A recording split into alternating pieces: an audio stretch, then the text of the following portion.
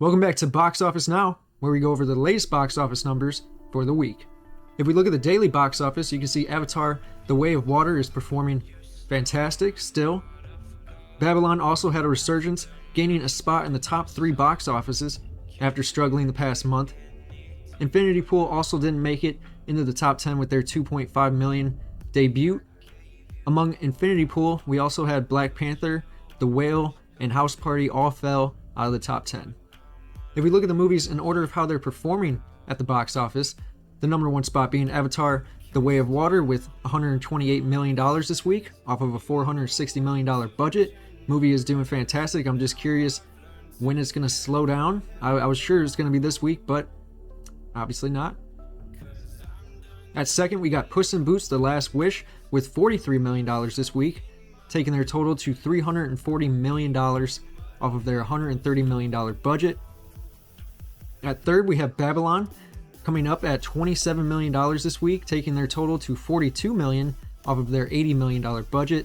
Be really interesting to see if this can break even or get close, but I wasn't expecting it to have a resurgence randomly in January. So at fourth, we got Megan bringing $24 million this week, taking their total to $148 million off of their budget of $12 million. Obviously, this movie's doing fantastic for what it is. I honestly am just going to wait for the R-rated cut, but whenever that comes. At fifth, we got A Man Called Otto getting $17 million this week, taking their total to $72 million off of a $50 million budget. So this movie's doing great. I'm kind of shocked Tom Hanks still has stature, but it is what it is. At 6, we got Operation Fortune, Ruse de Gru.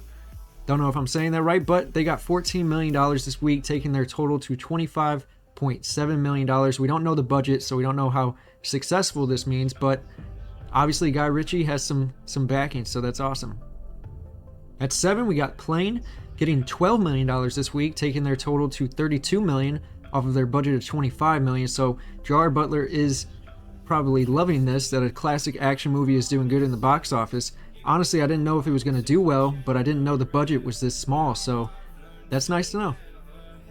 At 8, we got Missing getting $9 million this week, taking their total to $18 million. So they performed the same both weeks, so we're just going to have to wait and see how it goes with this third week. It already made its money back with the budget of $7 million, so that's nice. At 9, we got The Fabelmans getting $4 million this week, taking their total to $25 million off of their $40 million budget. So this movie is obviously not doing as well as they probably hoped, but I still have yet to see it. And at 10, we got Whitney Houston, I Want to Dance with Somebody, getting $3 million this week, taking their total to $56 million off of their budget of $45. So hopefully with rental sales and etc., it can make some money, because I'm a big fan of Whitney Houston, just like everybody else. So I would like their biopic to do decent, but I have yet to see it. They do have a decent cast, so I don't know. I might have to rent it soon. New to streaming, we have 3 new movies. Teen Wolf, the movie on Paramount Plus. Not really digging it. I really wasn't a Teen Wolf fan back in the day anyway, but and the effects just kind of look a little cheesy for my taste, but it is on Paramount Plus, so check that out. You People is on Netflix. I watched this. I was really disappointed, actually. I might make a video about this. I'm not sure how much I really want to talk on it, because it's just a waste of time. And then we had Shotgun Wedding hit Amazon Prime. I also watched that one as well. That was better than You People, but it still had its own problems, I guess. But overall, somewhat entertaining, I'll say. Lastly, let's make some predictions for next week. I'm calling my top 5 now as number 1, Avatar: The Way of Water. Number 2, Knock at the Cabin. Number 3, Megan. Number 4, 80 for Brady.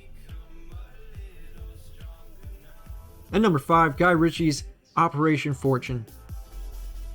Let me know in the comments below what you guys think of the box office results. And don't forget to like, comment, and subscribe to join the Wolf Pack. Peace.